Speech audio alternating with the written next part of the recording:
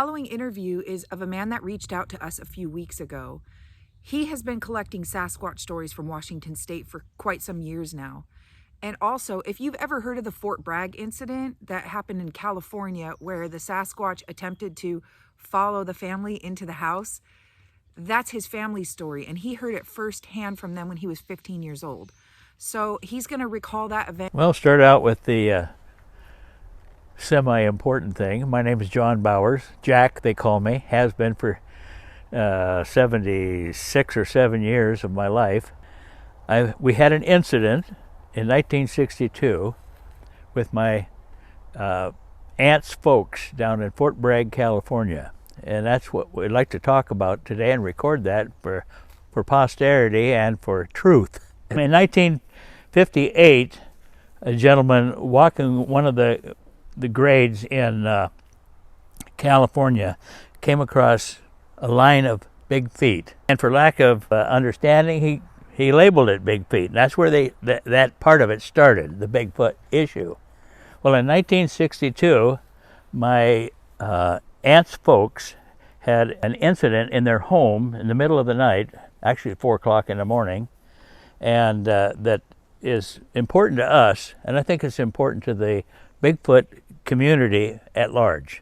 And that's why I'd like to record this, so that my son and my wife and the rest of my family and other people will have at least our understanding of it. And I was about 15 and a half or 16 when this happened. We lived out of Federal Way, Washington, and they came up and told us the story of what had happened. I don't like the word story. I use account because it was an account of what happened. My aunt's mother is named Angie, would be Angie,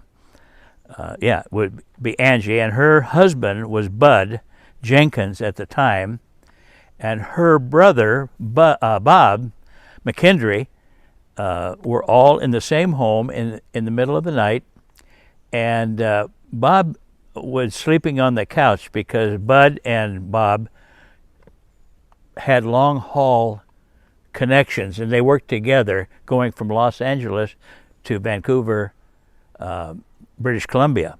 So that would be kind of the rough half point for them, and they would stop there, spend the night, get the truck and go on, and it made a pretty good arrangement for them. Well, in the middle of this particular night in February, it had been raining, and I don't know if the moon was out or if the moon would come and go as it often does by way of the cloud cover coming in and going out.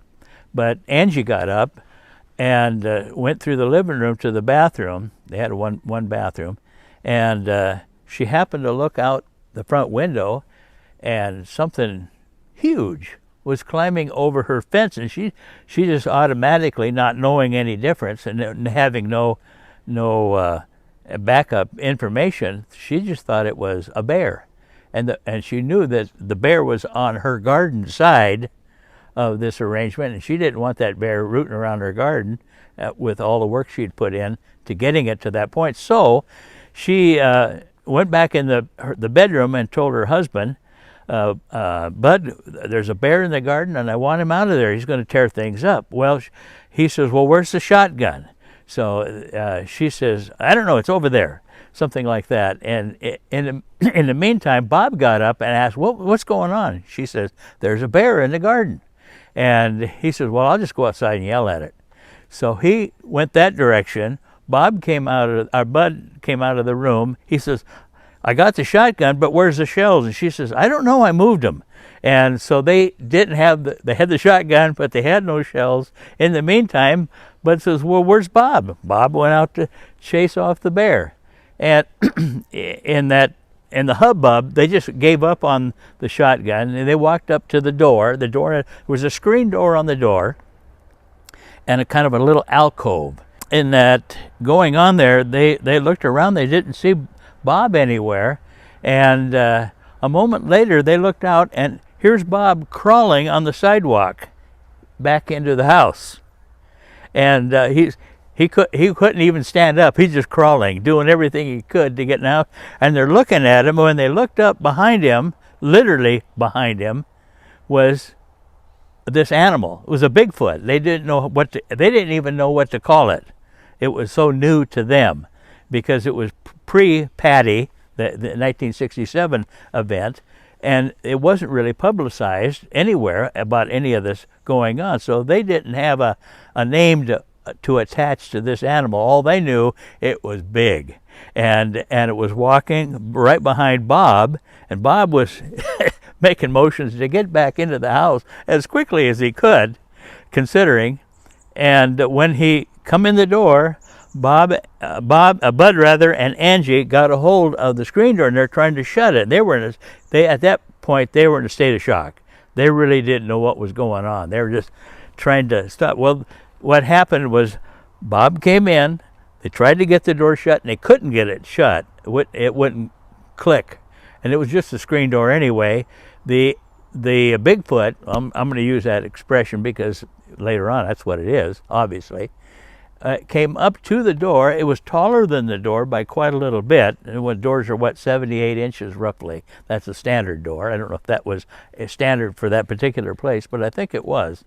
But anyway, it walked up to the door, put his hand on the sill, and leaned in and was looking at him.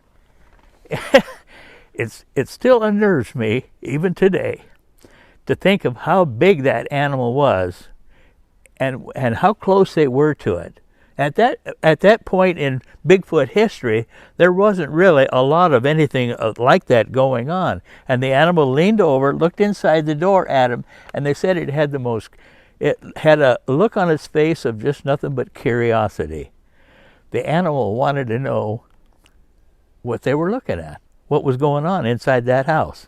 And of course, Angie and Bud, they were numbstruck. They didn't know what to do. And they finally got the big door and shut it. And then the animal left. And in the process of leaving, it left tracks. It had been a rainy night. Did go through the garden. It left tracks in the garden, which were later cast, okay, for that part of it. And Bob, he was so shook up, he couldn't keep a cup of coffee in his hand for over half an hour. He just, like that, he just had to leave it alone.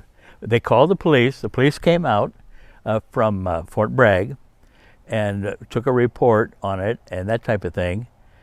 And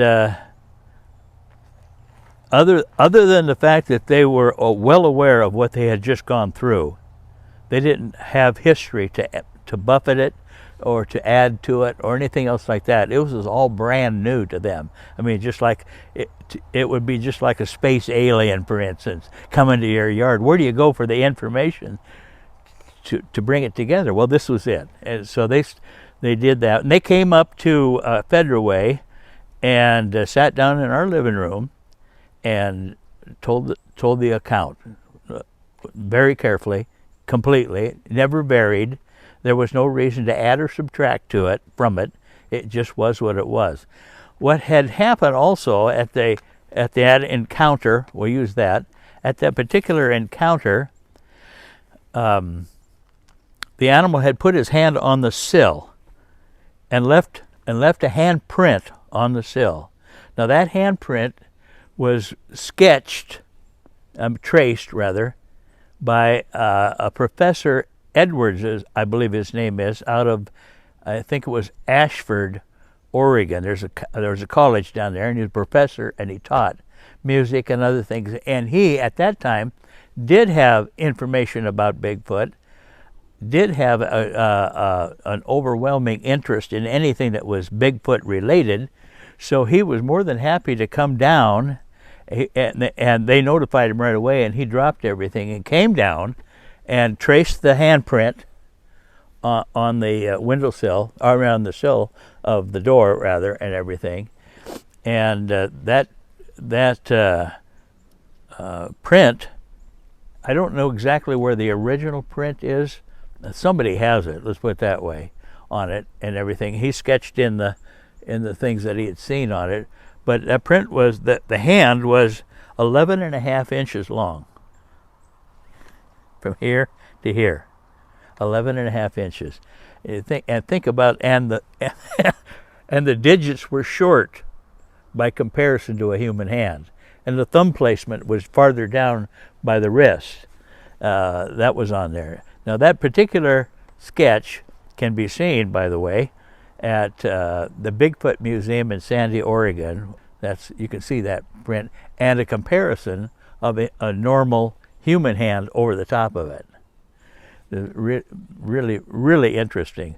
The professor also at the time took, I think it was a picture or a drawing or whatever of the outside of the house, and then sketched in what Bigfoot would be looking like, looking in the home. No facial stuff like that. But the thing that strikes me is that the animal did have that look of inquisitiveness, that curiosity. What am I seeing here, and who is it, and that type of thing. And that it had to bend over. It had to have been at the 8-foot mark somewhere in that area, and it just took up the whole door. And it was not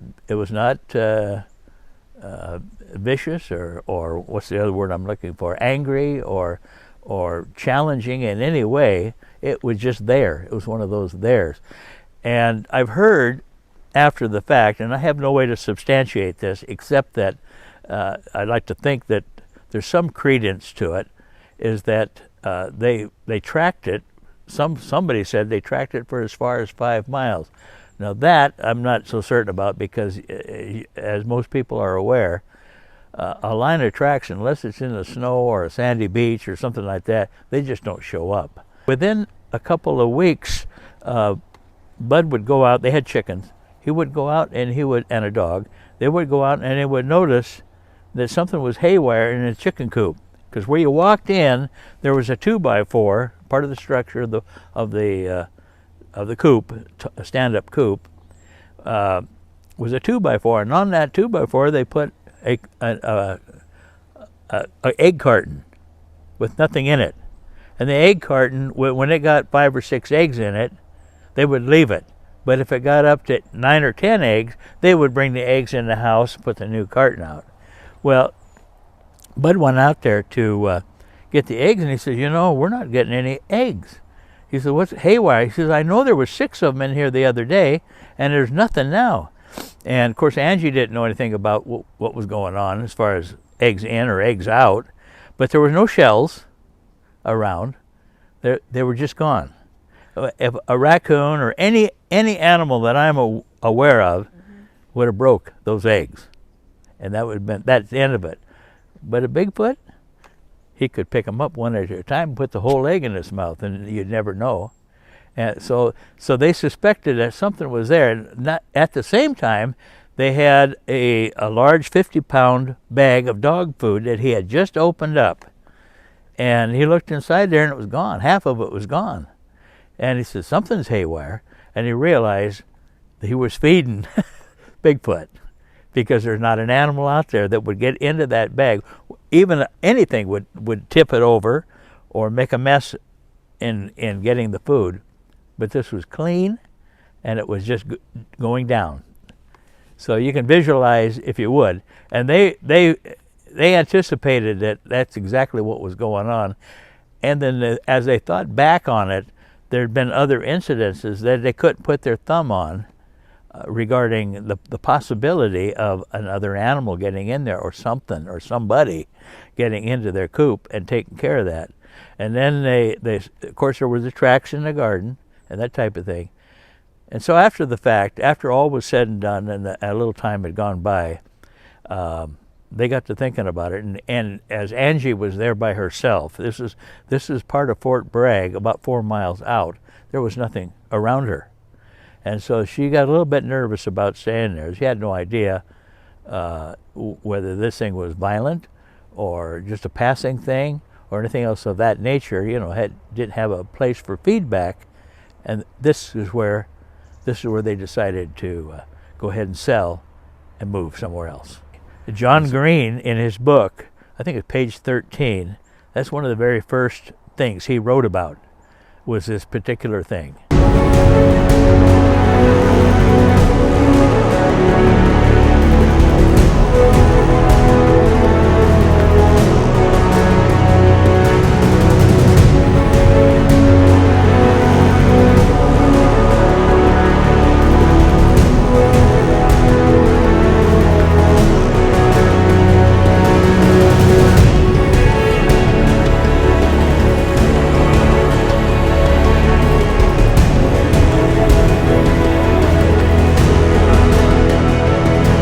been a rifle hunter for about 20 years and a longbow archer for 30. Loved that type of hunting. I don't hunt anymore.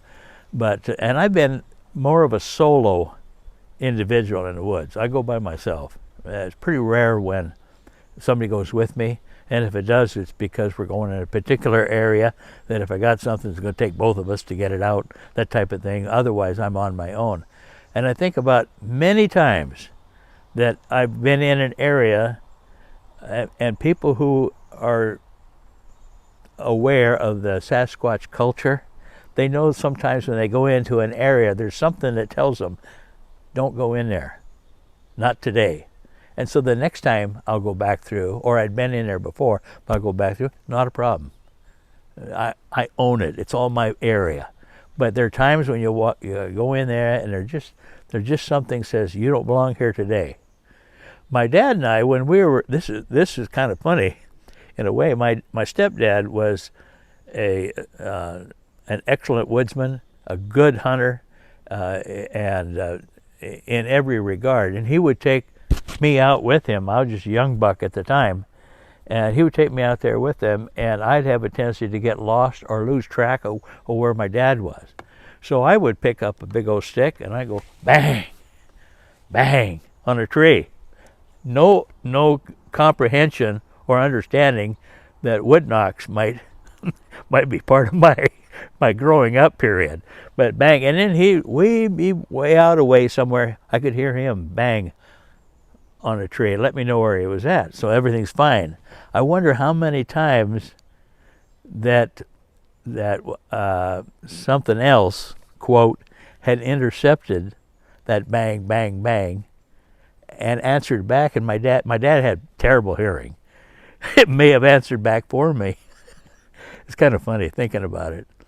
I think that as a individual, we're kind of lost out here. We take a lifetime of getting the kind of information that these animals know inherently right off the bat. So we are no competition for them at all. They know what they know, and they respond with what they know. I'm convinced, and this is my theory, my point of view, that they're a very intelligent, animal that wants very little to do with us as much as possible.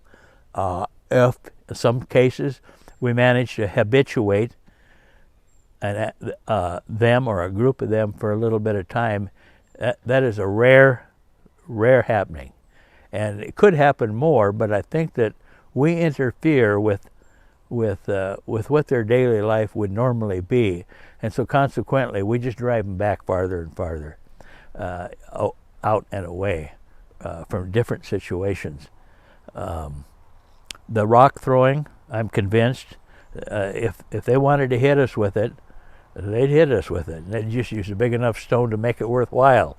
I think the rock throwing, any verbiage audio that you hear, any sticks on the trees, all those kind of things, it doesn't bother me to say at all that that's part and parcel of their lifestyle, letting whatever, us mostly, that they are in the area, you are in the area, they know you're here, or would just as soon you skirted the situation.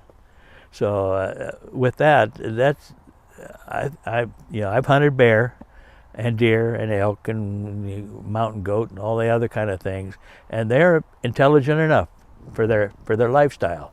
But I think that the Bigfoot is a step ahead or two, and it doesn't bother me to say it at all. This side of Jackpot Lake, you were talking about that earlier.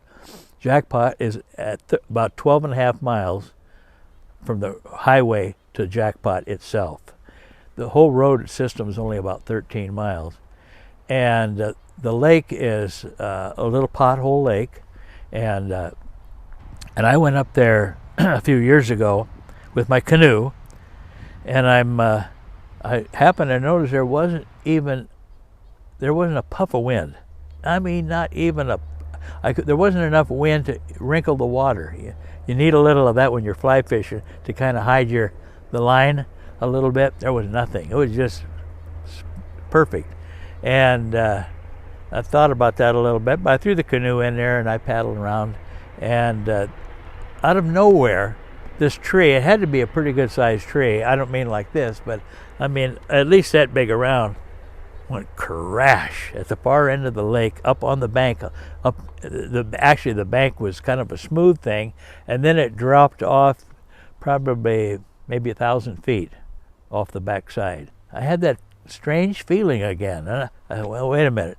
And I paddled down to that end of the lake, and I decided I didn't want to leave the canoe there. There was nobody up there at all. We lived there, so we could go up kind of more of a spontaneous thing. But anyway, I decided I didn't want to get out of that canoe and go up there. Something told me don't do that. And that was one incident that was pretty remarkable to me. The other one was coming back from Jackpot Lake. You come by an area that there's a rock wall. Going up, it would be on your right side, and it's sloughed off into no man's land on the left. And it's pretty tight in there, a little bit of a falls. And this gentleman that I know, he's a hunter superb. He's very, very adept at what he does.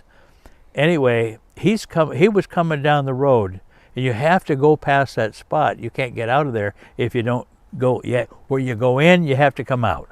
And he looked in front of him at almost that same spot, and here was a Bigfoot standing in the road, bellowing. He had something in his hand, just screaming, doing those kind of motions. And it scared him. This guy is, every peak in there he's been on. Anyway, he obviously stopped the car. He didn't know what to do. He knew he had to get around the animal somehow or another, and he was spellbound by this animal just doing this crazy type of thing. And eventually the animal bellowed at him and did all kinds of different things, and he decided, well, he was waiting, and the Bigfoot, and he knew right away what it was. It wasn't a mystery to him. Stepped off the edge and went down into the canyon toward that one marsh I was telling you about, down to the bottom. And once it's out of sight, it's out of sight. But anyway, so he drove on, and when he got up there, he wanted to see. He looked at the edge of the road because he wanted to see what this animal was doing. It was bellowing and screaming and tearing this thing apart, and it happened to be a feminine napkin that had woke him up. And I get the shivers thinking about some of this stuff, you know. But anyway, whatever it was, it woke him up, and he kind of come unglued.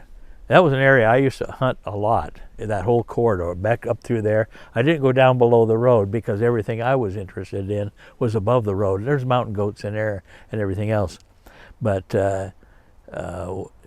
apparently he ventilated his frustration as much as possible, was gone. We lived on Forest Road 20, and it goes right directly out to the highway, Highway 12. Across the highway is the Baker Ranch and the Cowlitz River.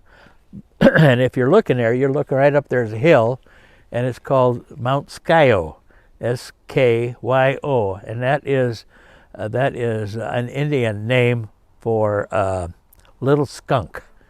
And the little skunk, there was a sulfur spring, is what it is, right at the base of the hill. So the natives called that little skunk. That was because of that spring next to the river and the odor and everything else like that. And Arlen and I and myself, a number of times, we would drive into Packwood, around the back side of that. We knew the road into there, and we would go up and down, hike up through the big timber. You were talking about native big firs. Oh, beautiful in there. And there'd be a lot of deer antlers in there because they would winter in that big timber close to the river and whatnot. But anyway, and just to the west of that is a creek called, or a stream called Willamette Creek. And Willamette Creek, there's been a number of sightings up on the up in that area. There's not too many people get into it because it's kind of ugly to get into there on the lower reaches. But once you get up to a certain point, there's meadows and openings and different things in there. And a friend of mine and his hunting partner. I never did meet his hunting partner, but he was an old friend of mine. I used to chum with him a little bit. He was telling me that when they hunted in there, they would be walking along, and there'd be something walking along with them in the brush, and just out of sight. And he says that doesn't make sense. I mean, because they weren't steeped in Bigfoot observations either. Most of us aren't. That's the last thing we think about until things start coming together. But anyway, the upshot is he could hear an occasional noise as the thing was walking with him. And it was about noon, and he told his partner, he said, well, I don't know what that is. It's a deer or an elk. Something's out there. They were looking for deer. And he says, I think what we'll do is just sit down here and have a lunch. And eventually, whatever it is, we'll see it. So they sat down on the edge of the road and got ready to eat. And an odor drifted in their way that was far beyond their capability to smell and eat lunch at the same time. And then they realized that this is not a deer, this is not an elk, this is not a bear, whatever it was, a collection of bad odors that they wanted no part of, and it occurred to them, yeah, this is a Sasquatch. The 25 line runs out of Randall, and it's going due south, and it forks, and part of it is a 23 line. It'll take you down to Taklak Lake, and some of those areas along the edge of Mount Adams Wilderness and the what's it, reservation, and that type Yakima Reservation, which is ripe with Bigfoot accountings and whatnot in there. But anyway, I don't know if this was before or after the mountain erupted. That's 40 years ago almost, or is. But he and his partner were driving up the 25 line, runs up alongside of the Ryan Lake. I don't know if you've ever heard of that, Ryan Lake, and eventually gets up to Windy Gap and some of those other places that are part and parcel of the Mount St. Helens area. But they were driving along, and they looked up, and a young Bigfoot, maybe 3 feet high, was crossing the road right in front of them. They slammed on the brakes. This is funny. I think it's funny. They slammed on the brakes, and they looked at each other, and they said, "Let's catch the one." So they jumped out of the cab of the truck, and were going to run up the bank after it. Then they realized it probably wasn't alone, not a good idea, so they just left it go. I won't use his name, but he was a police officer and out of Morton. I hold a Sasquatch gathering in town or around town about twice a year. We get together with the other people, and we talked about what they've picked up over the course of the year and different things of that nature.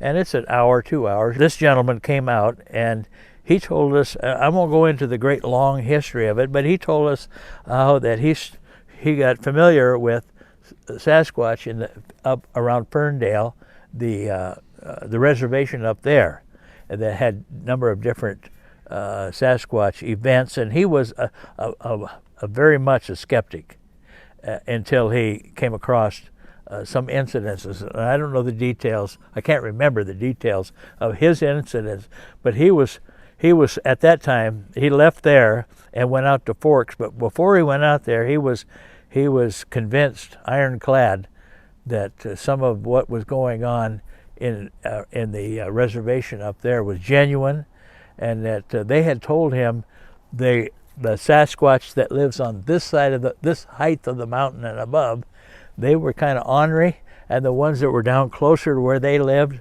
at the bottomlands were a little bit more, I don't call it sedate, but they were much more communal to the people around him. He went out to Forks, and was a police officer out there, and Of course, that area out there is ripe with various sightings and situations. He had heard about an eagle being killed, and that's obviously taboo rather. And he was supposed to investigate that, and he was told that it was out in such and such an area, out by a particular bridge. Apparently they put a couple of new bridges in there, Forest Service bridges, and so he elected to go out there at night. He had another investigator go with him, and they drove out there. And I don't know how far it was out there. He says I think it was 80 miles. Well, any gravel road, 8 miles feels like 80 miles. So I don't know. I have no idea about that. But he did say it was a long way out there. It took him some time to get there.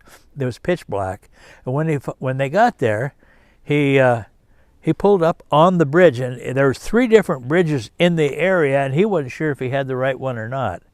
And so he pulled up on the bridge. He stopped. He always gets out with he's one of these kind of guys, always gets out with his rifle. The other investigator got out as well, and he's standing there looking around and wondering what's going on. It's pitch black, and all of a sudden, kaboom, a rock lands on the bridge, right there, pretty close to him. And he looks at the guy with him, and he says, "Where did this come from?" And they're having this thing, and then pretty soon another one, and it was baseball size, landed on him. And they saw the animal at the other end of the bridge, and it was just in underneath a limb, because he went back later to measure the height of the limb to the ground, and it was plus 8 feet at that time. So it occurred to him he was looking at what he was looking at. So then he decided, well, wait a minute, this ain't right. He went back to the office, and later in the week, he decided he wanted to go back. And he wanted somebody to go with him, and the gal in the office, she says, "I want to go out there and see what's going on too." So he says, "Okay, fine, I don't care." So they rode back out there. It was pitch black, rode up on the bridge, stopped there, and he was going to explain to her where he had heard this. And there another rock landed on the bridge, and this time there was a little cloud of dust from the bridge. Had dust and dirt on it, rose up around the rock, so there was no mistaking what was going on. And he heard another voice, or not another voice, but more carousings. And so he started to walk down to the end of the bridge, and the gal that was with him, she says, "I don't think you should go down there. I don't think you should go down there." Well, about that time, that animal rose up again. Apparently this was an area that they were staying in, and it rose up again, and she freaked out. She went off the guardrail. She didn't know what to do, and she literally crawled back in to the cab of the forest cruiser, and he had the gun on the animal. He said, "I could have killed it at any time." And he says, "But I was just so fascinated by the fact that that it was there twice, B, that it had thrown the rock. Nothing can throw a rock out in the woods unless it's got a way to get a hold of it." And so he knew right away what he was up against. And he says, "I wouldn't have hesitated shooting it if it had charged me." But it was just made, and there was another one down by the creek, and they were talking, the animals were talking back and forth to each other, and just raising all kinds of stuff. And finally it turned and walked off into the brush, and he says it was all of 8 feet. Sure. He eventually left the whole area and came back down to Morton. That's where the Morton connection is, and he came out and spent a couple hours literally sharing that. There's all kinds of other stories out there. I've got friends that have seen them, that have been around them, and stories that really need to be told somewhere along the line.